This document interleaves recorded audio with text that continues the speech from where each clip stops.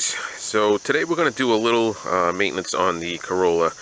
We're going to change the oil and we're going to do a transmission fluid filter change. Alright, so we'll get to that in a minute. I just want to give you a couple of updates on a couple other projects that I've been doing, so let's take a peek here. So on my previous video, you saw I did a rust repair on the truck doors. So I had it all treated with that Pour 15, and then I got some white paint and resprayed them. And now the doors are looking good again, no more rust on them. Hopefully it stays that way and it doesn't break through again. I was able to find some Rustoleum paint that actually matched really well. So I'll show you what I used on that. So this is what I ended up getting. Rustoleum, this gloss enamel, white. And it matched really good. So if you guys need to do some touch-up stuff, you know, it's a cheap alternative to having it professionally done. So the garden did pretty good this year. I'm going to redesign it a little bit next year. This is just kind of a trial and error thing.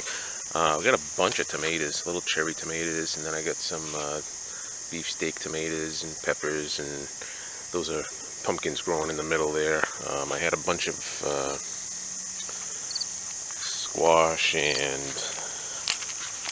there's another big yellow squash over here ready for picking.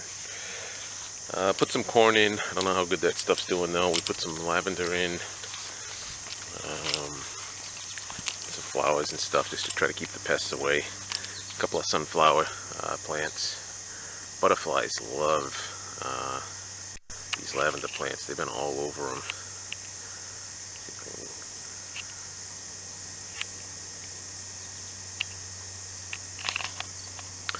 I've had some peppers, and I got some hot peppers, so a bunch of stuff in there. And then I got more tomato plants over here. Got a bunch of tomatoes coming up here. So, but the other update is going to be on the chicken coop. So we finally got the coop done. I ended up putting up you know, a border around there, filling it all in with some fresh wood chips. Put some lavender over here. We're going to put some more flowers around it and stuff. You know, we got the perch, and then we got the water bucket over here. We got the food bin there. So we got a nice little place here. Right now they're all hiding up inside, so let's open things up and let them out. Put a little safety latch on here for a little extra protection. We're going to end up changing this door to a power door. So, good morning, girls. See if these guys want to come out and play in the yard for a little while. Hello. Yes, you can come on out now. Alright, I'm going to get some of these vent windows open just to get a little fresh air in here. Oh, here they come. Good morning.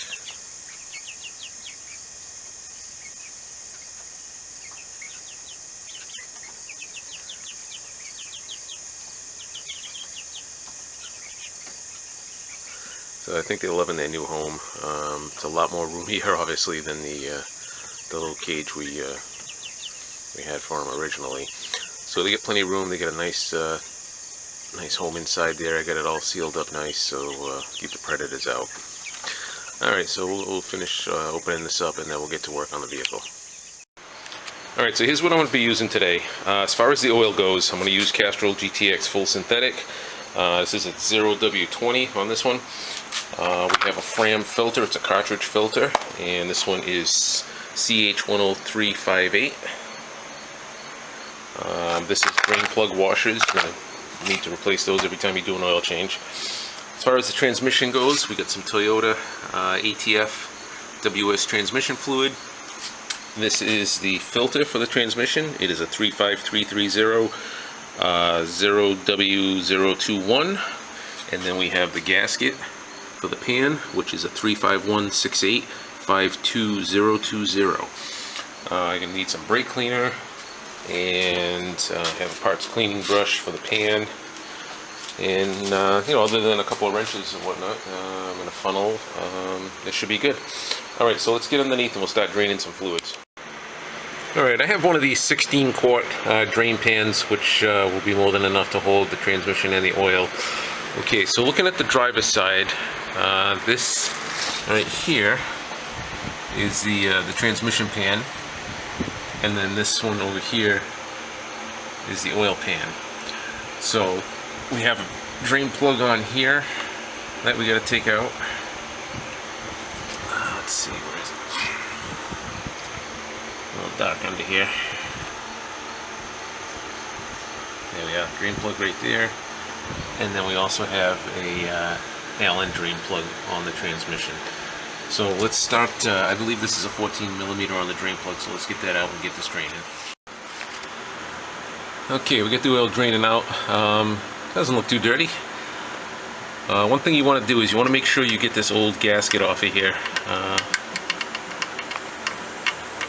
Sometimes it'll stick to the pan. I want to make sure that comes off before we put the new one on. Okay, and there's the old O-ring right there. Alright, you want to make sure you wipe off the plug, any dirt and debris that's on there, and then put a new gasket on it, and then we'll get that reinstalled.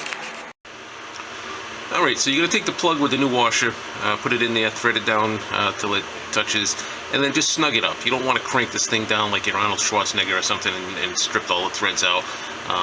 So just, yeah, snug it up, and then, you know, just wipe it down. We're going to spray this down with some brake cleaner after, just get any residual oil off of there.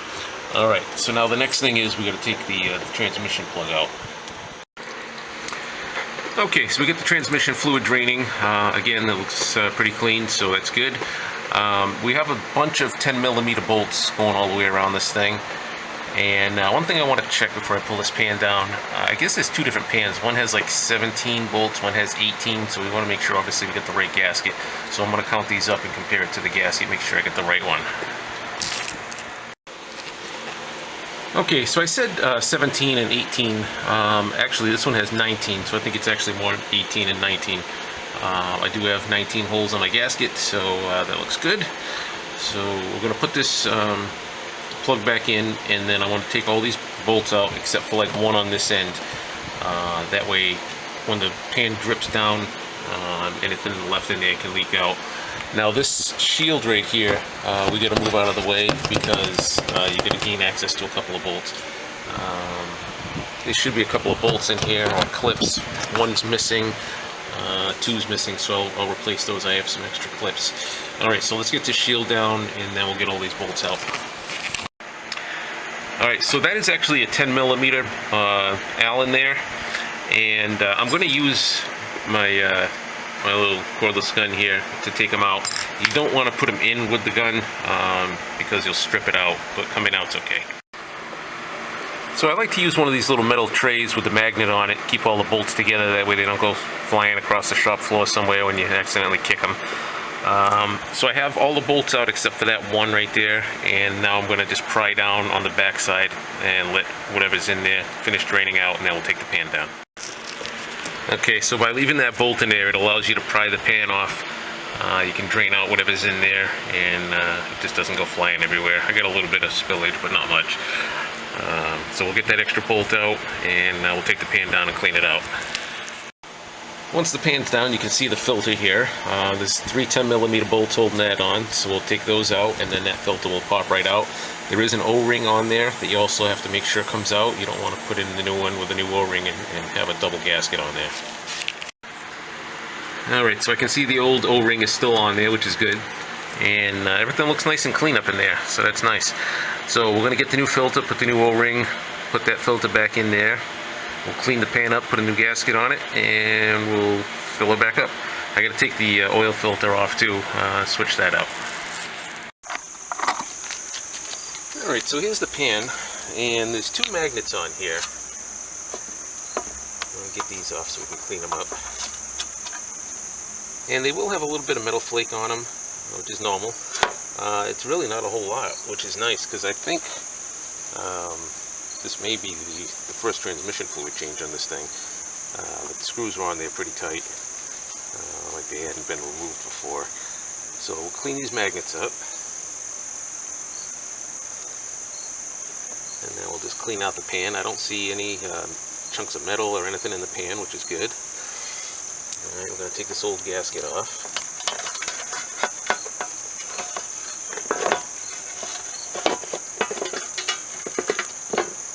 That's nice, came off in one piece, didn't have to scrape it. And then we'll just spray this out, brake clean.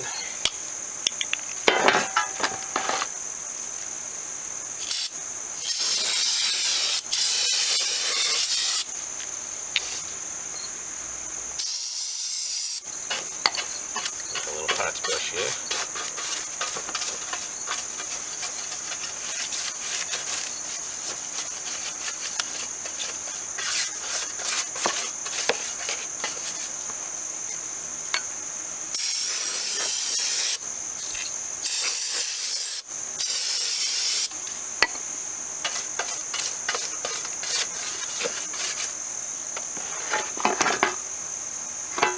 Okay, we'll get this all wiped down.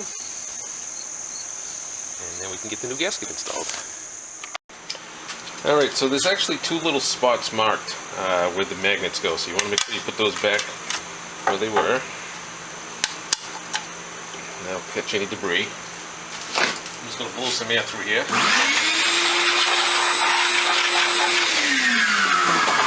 Make sure there's nothing in there.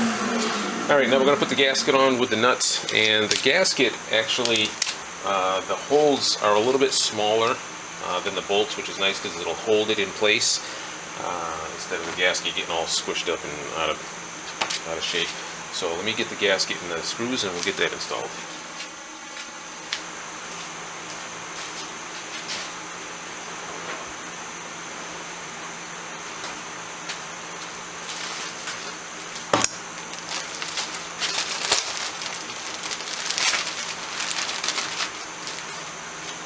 Okay, just going to make sure we get this on the right way here. That looks right, that looks right.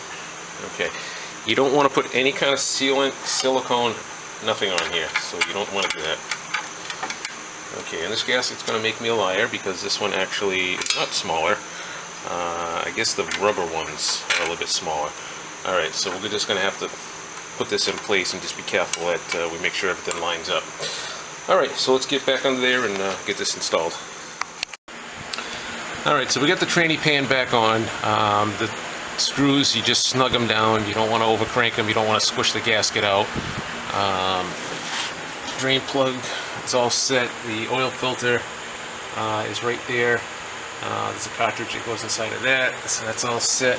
I'm just going to pop a couple of clips in that are missing on these covers, and then we'll be pretty much done under here. We can get up on the top where it's a little cleaner. Okay, so we know the drain plug's all set, we know the oil filter's all set. We're going to put the oil in. This takes 4.5 quarts. This is a 5-quart jug. It's just a little easier, maybe a little more economical to do it this way as opposed to separate.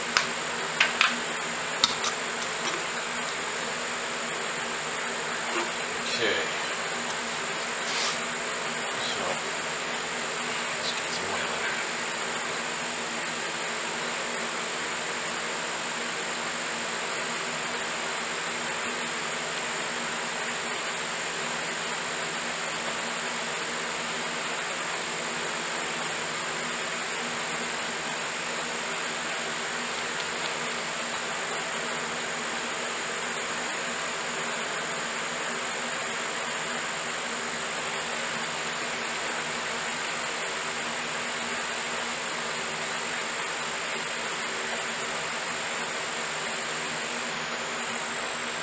If you have a bunch of vehicles like I do, what I like to do is change my oil every 5,000.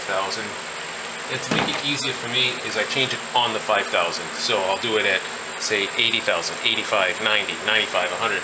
This way it's much easier to keep track of as opposed to, okay, this one got changed at 112, 632 at 5,000. Oh, my other one got changed at 93. You know, it's just a lot easier to do it on every 5s. As you're driving, you just keep an eye on the odometer. When you see you hitting that 5,000 mile interval mark, you know you're good to go. So right now I'm changing this one at 115, so I know at 120 she's going to be due again.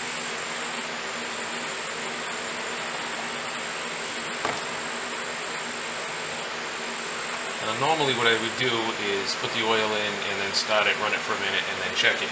But because I've drained the transmission out, I don't want to start it yet. I want to wait till I get the transmission fluid all set too. Alright, so I got 4.5 in there now. That should be good. We'll just double check it once we get it running.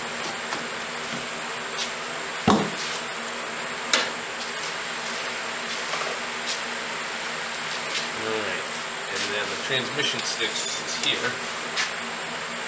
Fill up through there, and I believe this takes 3.2 quarts, so I'll probably add 3, run it for a minute, check it, and then top it off as needed. And when you're checking the transmission fluid, you have to check it with the vehicle running. Oil, no, but the transmission, yes. Alright, so let's get this funnel all cleaned out here.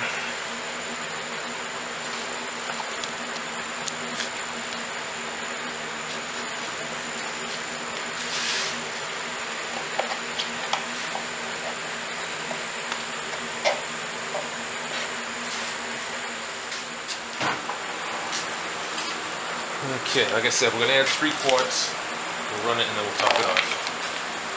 Make sure that's in there good. Don't want to have any spillage.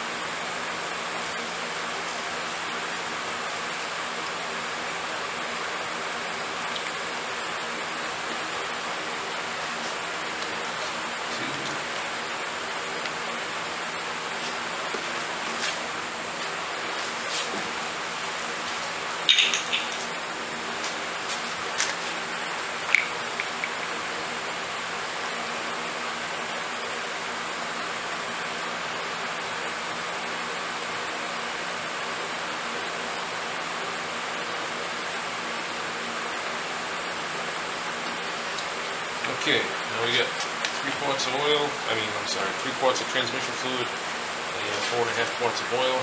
So now we can run it for a minute, let the fluids get circulating through there.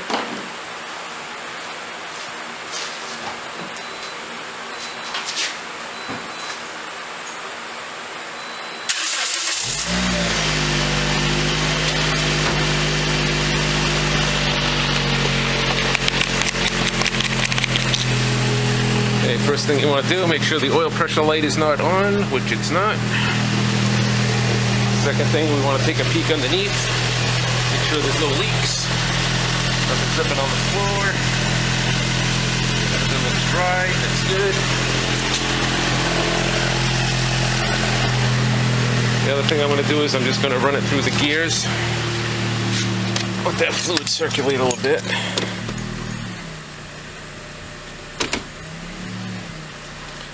Okay, I can feel it engaging the gears, that's good.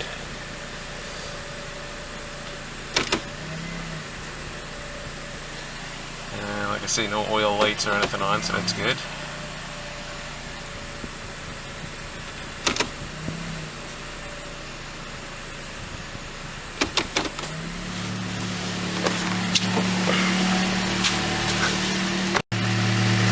Alright, let's see what the fluid says.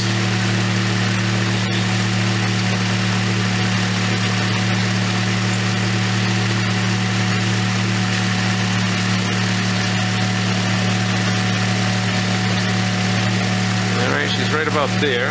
Just see what that's reading.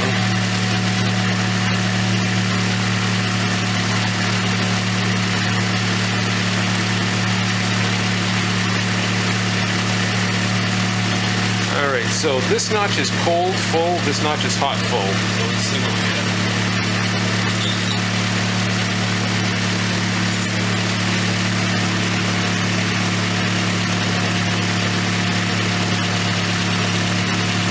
Looks like it's a little bit low still. It did say 3.2, so let's put a little bit more in there.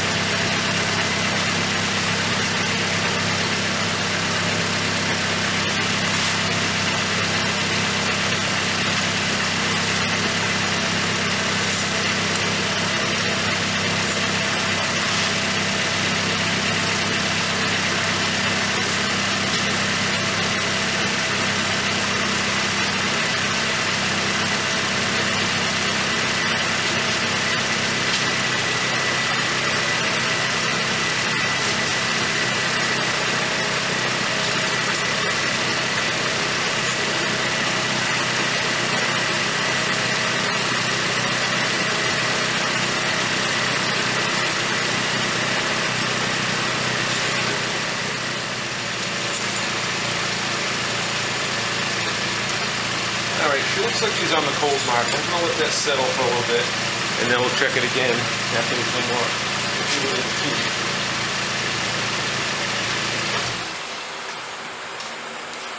And now we'll check the oil level.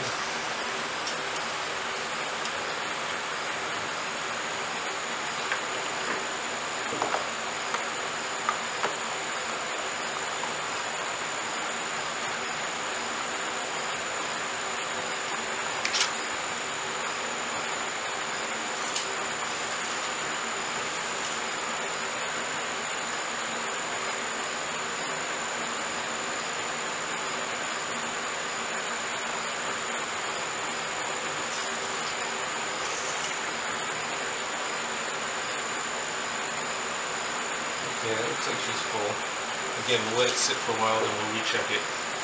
I'm going to give this car a bath, clean the engine off. And then I think we're pretty much done. So, we've got fresh transmission fluid, got a new filter, got the oil change done. Only took a couple hours, not a big deal. And good for another 5,000 miles on the oil and I don't know, 50,000 on the transmission maybe, so we're good. Alright guys, so it's not too big a deal. If you're thinking about tackling this yourself, it's not a big deal, you can do it. Yeah, just a little morning project, couple hours, get her done. Alright guys, so if you liked the video, give it a thumbs up, give a like, give a share, subscribe if you haven't, tell your friends, and I'll catch you on the next one.